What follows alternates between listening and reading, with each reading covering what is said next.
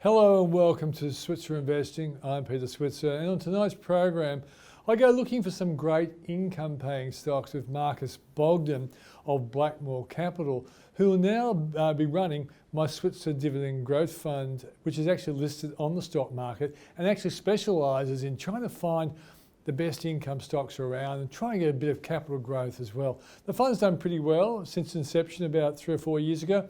But we really want to always look for the best of breed fund managers to help me get those kind of results. And Marcus really has some fantastic returns, about 8% return after franking and after fees since about 2014. So he's going to come up every week now, maybe every second week, and actually share with us his best idea for a stock that pays a really good dividend. And then Morgan's Raymond Chan explains why he likes Westpac and NextDC big time. He really likes these stocks and he explains why.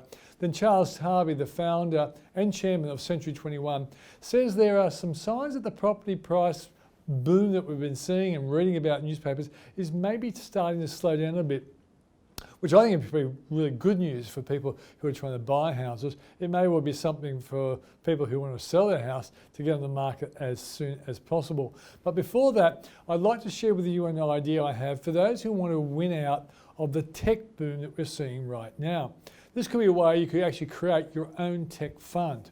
Back in May of last year, end of May, I created what I called the Zeet stocks. You can see them on the screen right now. That was Zip, Elmo. Elmo is a company that specialises in payroll and HR. EML Payments, a company that is into the sort of loaded cards you see in casinos, in shopping centres, gift cards and things like that. And of course Tyro, it's a bank which actually is involved in a lot of the hospitality sectors of the hospitality sector, and restaurants, cafes, bars use Tyro. Whenever you use, they see those terminals where you hit the side of the terminal, that's often a Tyro machine. And as you can see there, that the average return since I wrote that story of these 4 stocks was 45.33%. Now the ASX 200 index over that time was only up by 22.37%. Now tech stocks are growth stocks and you expect them to do very well, but there's a really good performance. And the reason why I created the Zeet stocks was because the wax stocks a couple of years ago, they were really fast growing performing stocks on the market. And you can see there they are: WiseTech, Appen, Altium, Afterpay and Xero. And what I find fascinating when you look, the Zeet stocks actually outperformed the wax stocks, which really made me happy because the wax stocks are really good companies.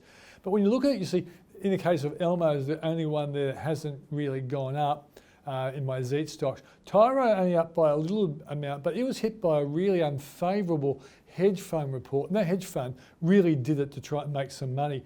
Ever since that report's come out, the market has found that those criticisms of Tyro were unfounded, and gradually the market started buying Tyro back. Look at the wax stocks. WiseTech's done well. Of course, Afterpay has well, and so is Xero. But Appen and Altium, 2 really good companies, not really helped by the coronavirus. They've really struggled. But I think the lesson is, see, if you put them both together, lots of stocks together, you get a return of about 43%. Now, I actually would, that's like a 9-stock fund, tech fund, that you could actually create yourself. You could actually put equal amounts in there for each one, and I reckon over time it'd do pretty well. If you want to build up the number of stocks, I often like having 10 or 15 stocks in my funds, but if I would add NextDC, as Raymond Chan, he'll later on tell you why. I like another company called Megaport, and another company called Nuix, which debuted on the market like for $5 or so, shot up to $11, and recently has been really kicked in the butt and has dropped below its issue price. But I still think this is a really good company over time. And so by having a mixture of companies in there, the odds are a majority of them will do well and carry the returns forward. There could even be a time when all of them are doing well, particularly I think when business gets back to normal, when the vaccination problems are gone, when the infection challenges around the world are dissipating, when we're traveling around the world like we used to. That kind of time frame will be good for these sorts of companies. And what I find interesting is some people say, oh, have we missed the boat? But I was listening to a really interesting speech by a portfolio manager from the American-based fund manager WCM. Now, WCM have a number of listed products on the Australian stock market, and these guys have really shot the lights out. A really smart group of fund managers out of Laguna Beach, California. But their track record over the last 12 years or so has been absolutely excellent. And what this portfolio manager said was, we have a number of tech stocks in our funds, he said, but this is at a stage where digitalisation of the world is only in its infancy. And a lot of the stocks in Zeet and Wax are similar sorts of stocks in the cloud, exposed to the digital world. They're digital disruptors in many ways. And I think these companies have a future. Putting them all together could be a really good way to get some great returns out of a sector that's bound to do well. There'll be times when it won't, but I think more times than not, those stocks in Zeet and Wax, and there's other extra ones I threw in, will form, I think, a great basis of a tech holding for many, many portfolios. That's my idea. It's not advice, mind you, but I think over time it'll prove to be great financial education. Now, let's go on with the show and meet Marcus Bogdan from Blackmore Capital and the new fund manager for the Switzer Dividend Growth Fund.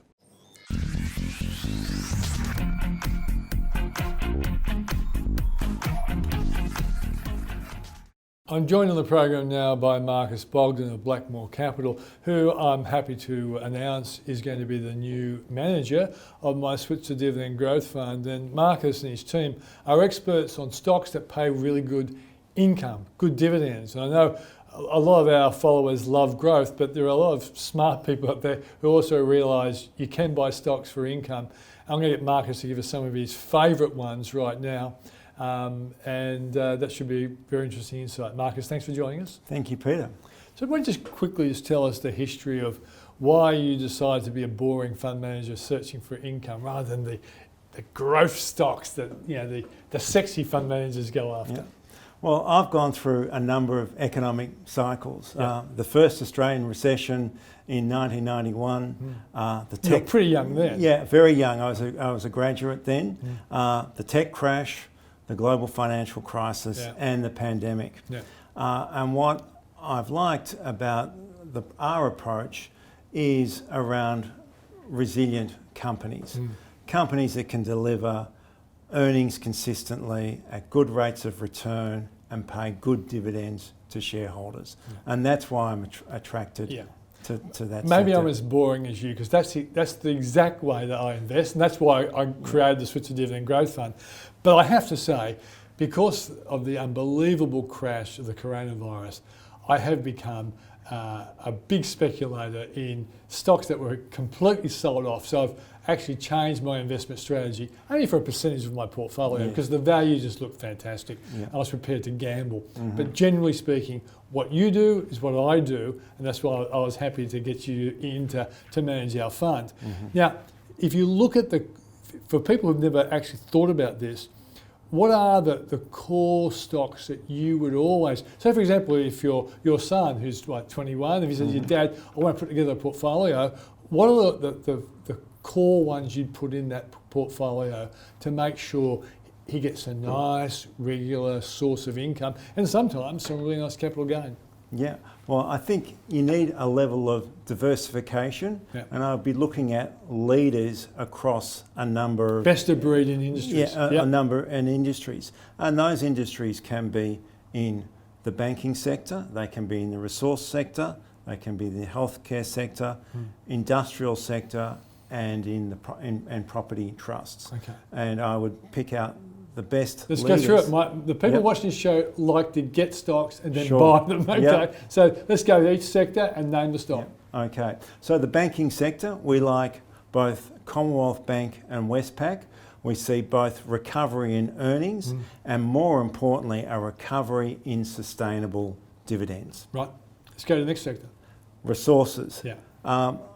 Ironically, historically not what you would typically think would be good dividend payers, but we do like the BHP, the conservatism of their balance sheet, their discipline around capital, and their ability to pay attractive dividends for shareholders. I mean, this is an interesting thing because it was great to be in BHP a year or two ago because it's really rocketed, but do you still think there's upside looking at the international economic outlook? I do. I think in terms of earnings cycle, we're still very much at the foothills of earnings recovery in the Australian market. I think BHP will continue to be a beneficiary of that, particularly as world growth continues to grow at a faster clip. But notwithstanding that, I do see, we've had a very good uplift in BHP's share price, but equally I do think that they can continue to pay a sustainable dividend. Okay, let's go to retail now. I think Woolworths is the standout there.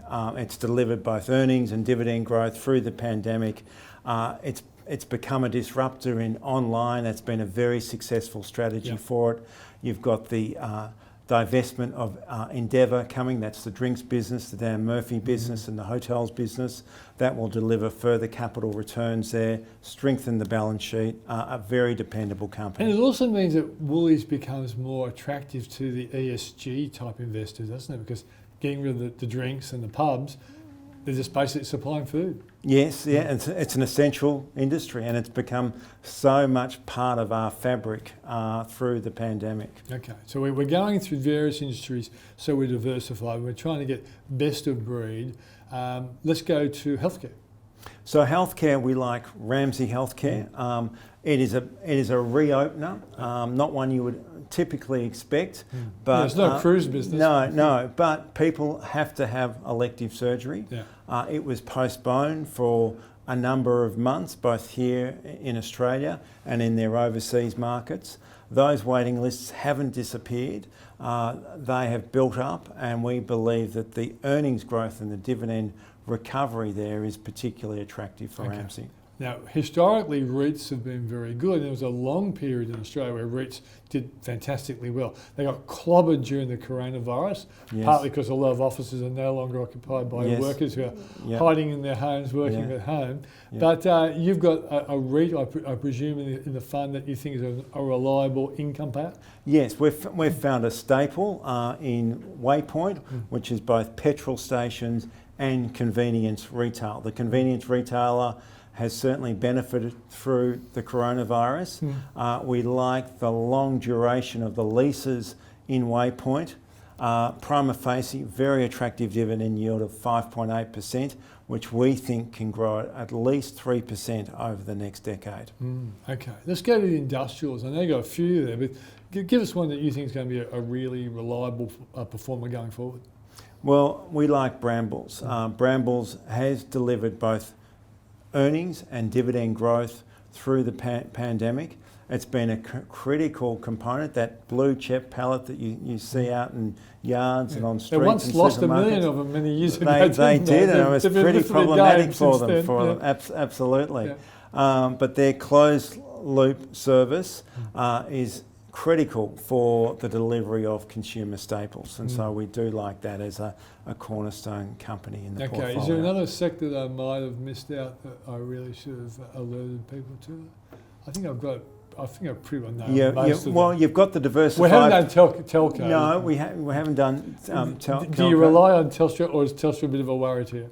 No, look, I think there's points in time when you want to own Telstra and when you don't want to own it. You don't, and you don't want to own it when it had a 32-cent dividend, which went to 16. But today, particularly with the focus on capital management, the spin-off potentially of the towers business and the infrastructure business, we believe that the 16-cent dividend will be underpinned. And that business will be strengthened through these divestments. Yeah, like the industry is starting a more positive view on Telstra after so many years of not trusting them. Yes. There's a bit of a feeling that this big company could actually improve. Yes, and I think because they've been far more active in the way that they're looking at their portfolio, it's far more through the lens of being shareholder friendly and the ability to maintain that dividend and also give some capital back to investors. Now, I'm not going to ask you if you've got a tech stock, because tech stocks aren't famous for paying dividends, but you are a dividend growth fund. If, for example, I think you have mentioned before that you have bought Xero, but I'm not sure whether you bought Xero for the income fund. But if you saw a really good growth stock that was ridiculously priced, would you occasionally whack that into your income and growth fund to try and get some extra alpha return? Yes, but it would be always a small component of the income fund because it would be a very low dividend payer. But why we would consider it would be the duration and the improvement of earnings over time, which would translate into a higher dividend yield over time. Yeah. So the history of what you've done has been a good history, and you've been given plenty of ticks of approval. That's why I was happy that we recruited you to look after the fund. Does it basically mean that you're a confidence factor about what you should be able to deliver each year before franking, and then as a consequence, when you add franking to it, you can get a number that you think you can pretty get close to each year? Yes, because we're focused on Australia's largest, highest quality companies, we feel that there is a dependable level of earnings and dividends, particularly if you put that into a diversified portfolio. So over a rolling 5-year period, we believe that we can generate a total return of between 6 and 8%. The fund has been running for 7 years and we've been able to generate a return of around 9% over those 7 years, which included, the pandemic and the 36% drawdown we saw in markets last year. And the one thing I try to get through to people if they're going to invest in a fund like this, because I don't want people to go in and don't understand, that this is not a term deposit, so therefore the capital can go up and down.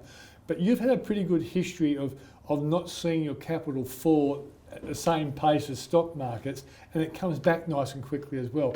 How come? What have you done to achieve that kind of historical result? Well, it absolutely goes back to what we're investing in. We're investing in Australia's largest companies, industry leaders, companies like Woolworths, companies like Wesfarmers, Amcor, Brambles, dependable earners. And so naturally they are less volatile than other parts of the market which might be more cyclical in nature. And we like them because of the dependability of the earnings and the dividends that they give our investors. Okay, well, good luck with the fund. I look forward to seeing some great results, and it's nice getting to know you. Thank you, Peter. Cheers.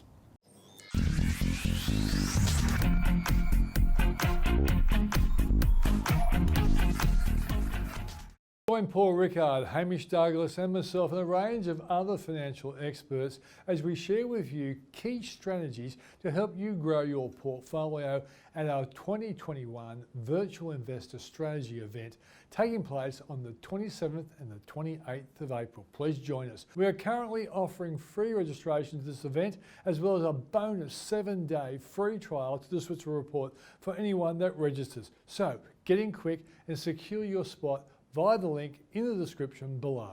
Well, joining us on the program now is Raymond Chan from the stockbroking company Morgans. Great to see you, Raymond.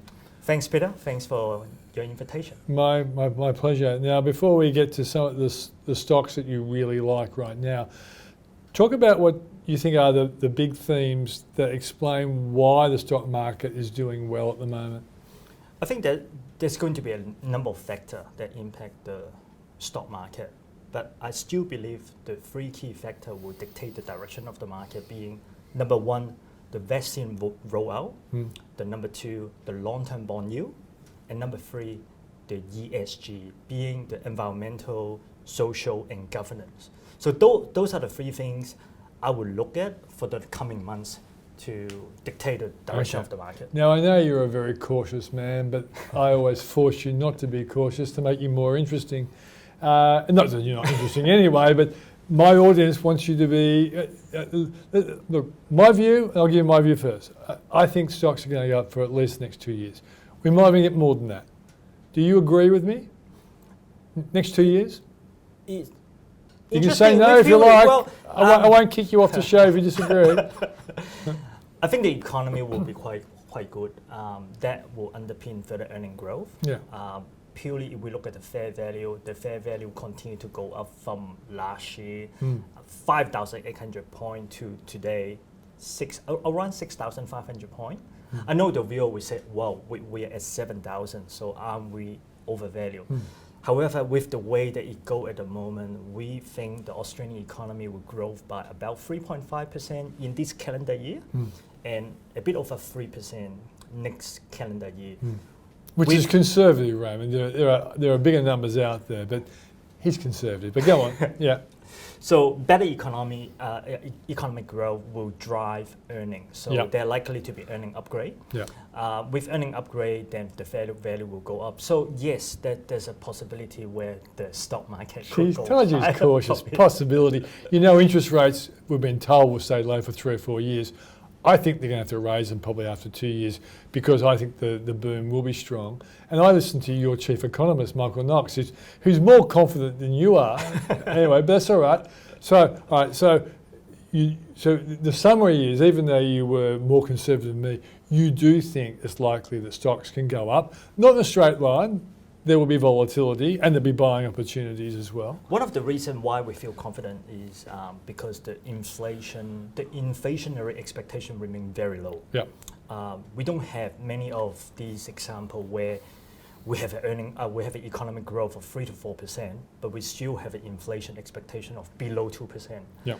And the other thing, unemployment rate remain quite high, around 5.8%. The Reserve Bank are not going to do anything, in our opinion, before the unemployment rate fall below 4%. Yeah. So fall into the 4% area. Yeah. Not below 4%. Yeah. Well, around that. Yeah. Around that. Yeah. A 4% handle, eh? Okay. Well, I can remember that. All right. So that's you basically agree. Being in stocks is not a bad thing. You might have to pick the right stocks. Okay. Bond yields. Now remember, if I mention the bond yields, some people will go to sleep and some people will turn off the show. So make it interesting. Bond yields, they have hurt the market when they're rising, but they're starting to fall now, right? With the bond yield, we need to understand the short end and the long end. Yeah. The short end is a quite simple story. All the central banks do not want the short-term interest rate to go up. So they will do whatever they could to keep it low. Yep. It's the long end of the yield that catch my attention. Last time when we have a conversation, the bond yield was rising. But the good thing about over the past 4 weeks, the bond yield stopped rising. They start to fall, moderate a little bit. That benefit the what you call a high growth end of the market. So tech stocks have started zooming up again. Exactly. So we look at the like of Afterpay. He hit all the way down below $100. Now it's bounced back. I'm not talk about Afterpay as a recommendation, but this is very typical. It's a good bellwether for the sector. Exactly. Very bond yield sensitive stocks. Yeah. Okay. I guess the interesting question is, why have the long-term US bond yields come down? But if you can't make it interesting, we're going to the next question. One of the things is, I think there's a lot of talk about stimulus at the moment. So with this talk of the stimulus, and then when we listen carefully to the Reserve Bank, yes, the economy is recovering, but they are on the support of the government. When people think about that, the economy may not be as good. As such, the long yield expectation is all about the future. So if the future, especially people talk about the vaccine rollout, this is one of the key points. It's not as smooth as people believe. No. People will make a big story about a side effect on a low statistics outcome. So when people talk about that, they become less comfortable about the future. That's why the bond yield gone back down. Yeah, and I think it gets down to this, Raymond. I'm not saying I'm right, but I can see, because there's so much stimulus and interest rates are going to be low for 2 or 3 years, we will go very hard. We will boom for maybe 2 to 3 years. But then governments will have to start paying down debt. They'll have to be fiscally responsible, and interest rates will start to rise in the short end, and that will slow economies down eventually. That always happens. So the 10-year rate will eventually come off the boil, and that makes perfect sense. So the bond market is actually making sense at long last. Okay, ESG. Are you saying that it will actually help the stock market, the fact that people are going to be looking for stocks that are more environmentally well received, socially well behaved companies, better governance, all that's going to help the stock market? Well, we can see over the past even 2-3 weeks, there's a lot of issue about ESG. Yeah. There is a reason why AGL want to demerge the generation business. It's an ESG related issue. And big bank in the world, they talk about shutting down some of the funds. Yeah. Again, it's go back to governance issue. The topic is more about environmental. Is very wide. It's about the management, whether you take care of the stakeholder. Okay, the important whether this is going to be good for the stock market. Long term, I think it will be good for the stock market because it raises a lot of awareness. Yeah. But in short term, I think it's more to do with fund flow going into the funds manager. So those funds manager with a focus of ESG are already seeing massive fund inflow. And they go and buy the companies that are very pro ESG. Exactly. Perfect sense. And I think there's a lot of younger investors who are really caring about ESG. Sure, they'd like to make money, but in between, they care about the environment and they think of social issues being very important. Absolutely. Okay. Last time you were here, you talked about you like Westpac, and you're telling me you like Westpac even more now. Tell me why.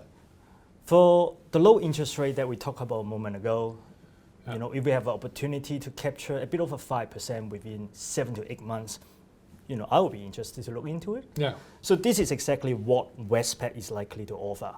So remember, the bank reporting season will coming up in May. So Westpac will announce the half-yearly results that's a show and tell. on the 3rd of May. And our expectation is usually after the half-year result, they will declare the dividend. Yep. But remember, between now, this dividend and the next dividend, it's just be about 7 months. So within the 7 months, there are likely to be 2 sets of dividend. The issue is how much. So based on our expectation, if we're going backward, we look back to last year, is very, very low, 31 cents for the whole year. But this year, because of the improved economic situation, because of lower employment, all that, there's likely to be a normalization of dividend paying from Westpac. Our expectation over the next 7 to 8 months is about $1.35 for the 2 dividend. So $1.35 on the current share price is a bit over 5%. So for me, I think it's attractive enough. Plus franking credits takes it close to 7. Exactly. For the super funds investor, I think for me it's a no-brainer to stick with the company and enjoy the dividend. And it's likely with Westpac, it's not only hit by the COVID in the past, but also the Austrac. Oh, there's some pretty ordinary performance by management along the way. Exactly. So I believe they learned their lesson. Yeah. Now the Austrac issue got resolved and likely to be better outcome from COVID. Okay, so you're talking with Westpac, like a fully franked dividend of close to 7%. Plus, what kind of capital gain would you expect over the next year? Current price, what? Well, that's the thing. With Westpac, they seem to trail, in the major bank, they seem to trail in terms of the share price, around, the $25 mark. Yeah. Whether there will be more upside on the bank, I still think for the bank, it's more for the dividend rather than for the growth. But Raymond, even if you've got $2 over the year, and if the economy is booming, the banks are going to be getting a lot of business. So even $2 on 25 is not a bad return. Plus the 7%, you're talking close to 10% return. Yeah, that's it. And it's not bad. Okay, that's the safe Raymond Chan stock. Is there something really interesting that people say, gee, that Chan's an interesting guy? Is there another stock that you think? Well, last time I talked about NextDC. I want to give an update, NextDC, right? Yeah. NextDC, for those who may not follow the story, which is a neutral data center theme. They basically build data center, to support the cloud computing. Yep. A good example is, how important is cloud computing. It took airline industry 20 years to get 50 million customers, but it took Pokemon Go 19 days to get 50 million membership. Yeah. The world's full of idiots, you know that. Exactly. Yeah. And the cloud computing will be here to stay. And what I would like to update is about 18 months ago, NextDC granted options to a number of cloud service provider, or so I call it, CSP. So the like of Salesforce, Microsoft, Google, Amazon. So they are their customers. And usually what we see is every 18 months, we see bigger and bigger deal in terms of signing up new customers. Yeah. So they offered this option 18 months ago, and my expectation and my expectation is over the next 6 months, there will be some update in terms of new contract win. Right. So the catalyst for NextDC is winning new customers. Yeah, and I'm sure my great producer, Andre Chan, no relation to Raymond Chan, will put up a chart of NextDC. And when you look at NextDC, it goes up, goes sideways, goes up, goes sideways. And it's that period between announcing a new contract and all that sort of stuff that tends to explain that step up of NextDC. Exactly, because data center is a long-term investment. It's more like a property play. Yeah. It's like infrastructure, isn't it? Exactly, and that is, for some people they may think it's too slow. I would go for the more exciting, sexy SaaS play, that would be much faster. Yeah. But I prefer something essential infrastructure. It will be here to stay. Yeah. That is the type of business that I like. As I said, Raymond Chan's a good guy, bit boring at times, but the stocks he puts forward are good stocks. Raymond, thanks for joining us. Thank you, Peter.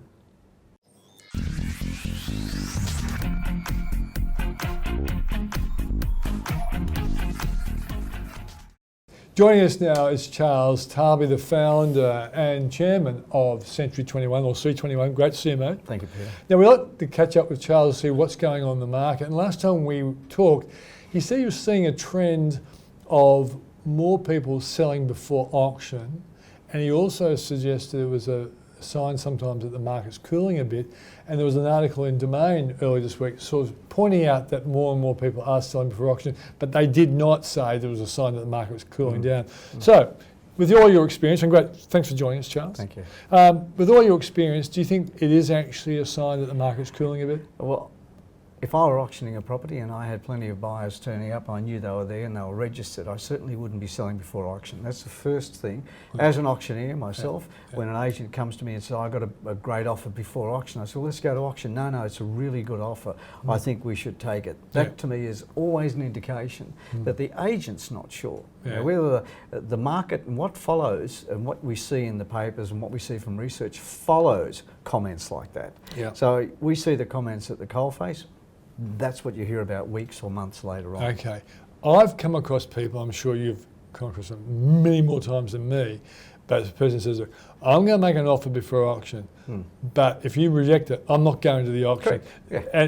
But do you often find those people still turn up, even though they say that beforehand? Well, there are people that turn up that don't even show any interest at all and bid on the day. They come in and they've done their research. Maybe they've got a friend who picked up a contract somewhere and then they register right at the last minute. I'll just have a look just in case. And they end up becoming the eventual buyer. They're poker players, these people. Look, and there are people who make big offers before auction, really big offers before auction, and then the auction gets cancelled and they don't go through. I've seen that happen quite a few times. So they convince the agent they're going to pay, 10 or 20 or 30% more than what the agent thinks the reserve is. And everything goes and all the paperwork starts and all the conversations happen, and just before auction they disappear. And then you have a desperate owner who's sitting there on the day with nothing happening. Is that just by the process of life, or do you think there'd actually be a method of madness? No, I've experienced it firsthand where people are professional. And so do they eventually come back once it's been taken? You don't know who they are often. You don't know who they are. And so then somebody else might turn up and they're prepared to buy the property for a certain price. Is that likely to happen when there's only maybe one or two contracts out and the agent kind of says, well, the buyers aren't really the seller's necessarily, expectations? yeah, not necessarily. As I said, if you've got people selling before auction today, when you're being told by the press that this is the hottest real estate market we've ever seen, interest rates are low, buyers are through the roof, government subsidies are out there, why would you take your home? Okay, answer the question. You've posed the question. Yeah. Is it because some suburbs are really hot, other suburbs are going off the boil? Quite often that's the case. And when I look around the country right now, certain parts of Australia, like Melbourne, is picking up because of what they went through. All of Melbourne or parts of Melbourne? Okay. Because again, I spoke to a couple of agents yesterday. I said, how are you finding it? And they said, it's harder. It's definitely harder. And so, that's what we're seeing today, not what we're hearing about in the papers in 2 or 3 or 4 weeks' time when the stats come out. Some areas, of course, when there's limited stock in certain suburbs, they'll always sell. There's always suburbs that outperform.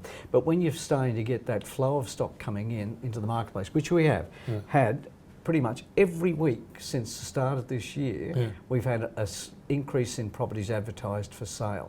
So at some point in time, the two have got to meet each other. It's called equilibrium, isn't it? Yeah, but my biggest concern has always been the fact that okay, if your interest rates are 10, they go to 12, you can handle that. If they're 2 and they go to 4, it's a 100% increase. That's one of my biggest concerns.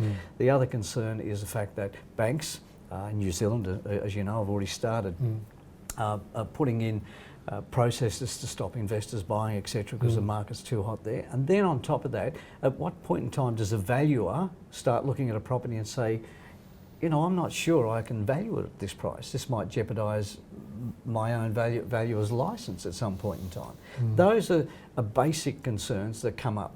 They're not something you see or read or but they are concerns behind the scenes. What are the banks going to do? What's interest rate? Interest rates have already gone up. A lot of people don't know this. It's not public, but some of the banks have already put their interest rates up. Yeah, and they've shortened their fixed rate from 4 to 2. So things are changing. Why are they changing is what people should be asking. Okay, so give us some more. Before I ask you how people should respond to this, what other signs? So you've told me the supply of properties are increasing.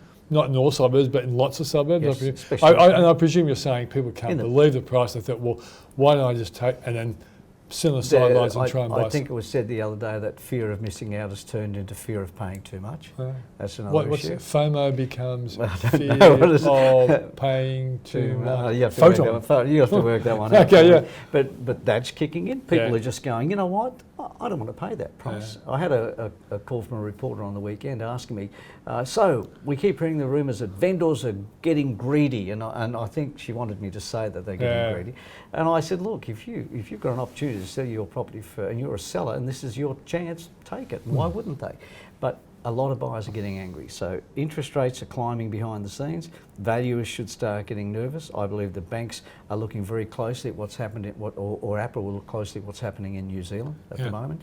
Stock levels are rising. Properties are being offered for sale before auction. Those things make me feel as though there are changes occurring. Yeah. Now, you understand the regional market pretty well.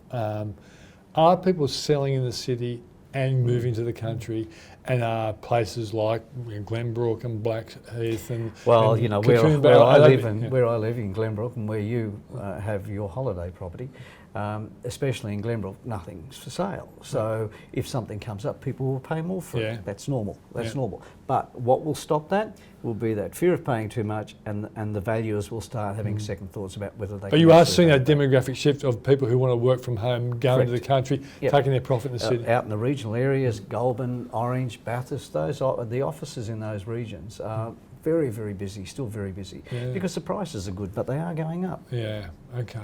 So, given all of what you're seeing, if someone is a would-be buyer first, would you be saying keep showing up to auctions because what might have turned you off 3 or 4 months ago when you had no chance, correct, you're becoming more a chance to buy maybe at a better price? That's a very good point. Probably not at a better price, probably at that price where the market's starting to come to. But you should still be out there looking, but there is more stock coming on the market, so it gives you that chance. But there's still a significant number of buyers where the void hasn't been filled for them. But I'd still be turning up for sure, absolutely. What about the old line, I'm sure you've said this to me in the past, that if you can't buy in the suburb that you want to buy, go to the next Go where one. you can afford. Yeah, go where you can afford. Yeah, because there's often a ripple effect. We always talk about the types of markets in real estate, and to me there's two distinct types of markets. One where people complain about the vendors wanting too much money. You know, they say that trying to get the buyer to meet the vendor's ridiculously high price, and we call that a boom, and that happens every now and then. And then there's the other market where the vendors are saying, oh well, we're now having to go down to the buyer's ridiculously low offer, and that's called real estate. And that's what we're in 90% of the time. Yeah. We've just had this spurt. It'll change. Charles, is it in the case of the stock market? You can tell a stockbroker, or you can put an alert on your online broker that you want to buy a stock at a certain price if it's there, or sell at a certain price. Is it wise to do that with real estate agents as well and say, look, I want to buy a house in this area, but I'm not going to pay any more than this? That's the worst thing a buyer can do, because quite often they put themselves into a category, and that category, I've seen people who I've dealt with personally, they come in and say we can only afford X. And I say, look, let me show you this one, it's higher, but it's got other things that you may want down the track. And you take them to it and they go, yeah, you know what, we were going to put a pool in 6 months, but there it is. And they'll go up to that next level. Whenever we do a buyer match in our organisation, we always match 10 to 15% above what they ask for and slightly below. Because invariably, if they see something that they like that's got everything in it now, and they can go to that level and purchase, they will. So I wouldn't be putting limits. If I was with an agent, you know, I'd probably go above my purchase price in telling them what I'd be looking for. And then when you get a chance to negotiate, try and bring it down. Well, you know, as a buyer I wouldn't. If I was a seller, I'd be pushing it back up again. Yeah, you're a nasty character. We're terrible people, nasty aren't we? character. We're terrible people. So from your point of view then, alerting the market that you're a potential buyer, is that a wise thing? Because, you know, look, I know there are good real estate agents and there are bad ones, and there are pesty ones, and there are actually really well considered ones. Sure. But the bottom line is, I know that there have been times in my life when I thought I wanted to buy in a certain area, and an agent came and said, well, look, have you thought about this suburb over here? Yeah. So is that a wise play? I think you bought something in Paddington some time ago when it was a pretty my bad father-in-law area. thought I was an idiot. Yeah, that's right. Well, there you go. Look, Peter, my advice to buyers and to sellers, as particularly buyers, is build a relationship with a real estate agent you feel comfortable with.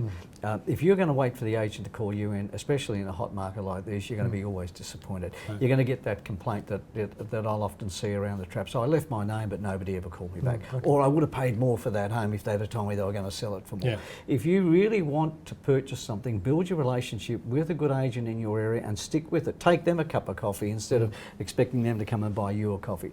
Be top of mind to that real estate agent, because if you're top of mind, that's who they'll call first. I'm going to put you on the spot here, Charles. No, you know, you do it all the time. I do like putting you on the spot. It may well undermine the calibre of your overall offer, but it may well also help you as well. I'm always in the business of helping Charles Tarbey. Here we go. If someone goes to your website, do they become more informed as a buyer or seller of real estate? Well, if they register with us, absolutely, absolutely. Because you got a whole lot of stuff there. The system automatically will forward to them articles that we have that tell them how the market's going. It'll forward them a monthly newsletter, tell them how it's going. They become an insider with C21. Well, I don't know if there's such a thing as an insider. There are real estate agents that are offering VIP services to people in their database. I'm not comfortable with that because a VIP service means there's a lot of people out there that could have paid more. What's the opposite of a VIP? I just think VIP, not very important. I'd just rather be a client of somebody. But when you're a VIP, it means there's probably 90% of the market that don't even know their property's for sale, because no for sale sign goes up, no adverts go up into REA, and how do you know that you're getting the best possible price for your vendor? And you're also alluding me to something that we've noticed. That sometimes we get real estate agents coming to us and saying, well, we've got 3 or 4 buyers who want to buy in the area, but there are no houses for sale. Would you guys be interested? Is that pretty common practice in certain areas? Yeah, it should be. Yeah. It should be, because as a real estate agent, when I always had buyers on my books and I'd chat to them regularly, and so they tell me what they want. So I would literally go into a street similar to what they want, and I would knock on people's doors and asking, because people's circumstances change. And one of the things that I always found was when I tapped on somebody's door, if I had something for sale, I'd say, look, I've got a home for sale down the road. Oh, we're not selling. No, I just want to know whether you know of anybody that might want to move into the area. Conversely, you'd go the other way to find a buyer for a home you have in that area at the same time as trying to find a home for a buyer that wants to buy in that area. Charles, thanks for joining us. Thanks, Pete. That's Charles Tarbey, founder and chairman of Century 21. And that's Charles Tarbey, the founder and chairman of Century 21 here in Australia and New Zealand. Now, before we go, I was watching a great, very funny comedian on YouTube. Can't remember his name. I must admit, I didn't click him on. He was just there, so I gave him a click. Didn't know who he was. I think he's Canadian. Very funny guy. Watched him for about 10 minutes, and all of a sudden he clicked out of his on-stage showing, and he was at home with a beard and a hat. He kind of looked kind of weird. I wasn't sure if it was the same guy, but if you take the coronavirus beard that everyone seems to be wearing nowadays off him, it was the same guy. And you know what he said? If you enjoyed that, become a subscriber. He said, I do this every day. I put a few jokes out online. I thought, yeah, what a great idea. I say the same to you. If you like this show and you like to make money, become a subscriber, because we don't always just alert you to the TV program. Sometimes we'll have something really, really hot that we want to inform only our subscribers. So become a subscriber. There is something on the screen, I hope there is. Click on that, become a subscriber, and we will not only deliver great stock market tips and other great money making ideas, we'll love you.